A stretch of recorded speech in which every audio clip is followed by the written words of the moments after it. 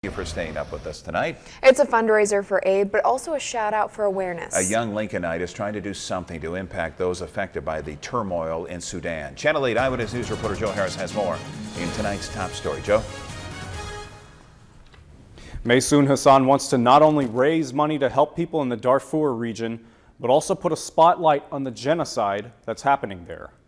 Maysoon Hassan and Adong Akut are both Sudanese immigrants and say their relatives have been impacted by the ongoing conflict there by militant groups backed by the Sudanese government. My uncle, he actually escaped to America when he was about 8 years old because militant groups were after his village and they burned down his village, and they took his stepsister and they burned her alive in a hut. Hassan says she still has some memories of when she lived in the infamous Darfur region. One experience when they attacked my mom's village one day, but it's nothing too profound because I just remember us running somewhere. She says she's lost family members since the genocide started in 2003, while others are living in refugee camps. Last year, she started a fundraiser to provide clothing, food, and medical assistance to those caught in the middle of the Darfur crisis. There aren't necessarily any medical institutions that can provide people with medical assistance, nor are there organizations or aid programs that are actively working to feed people who are also dying of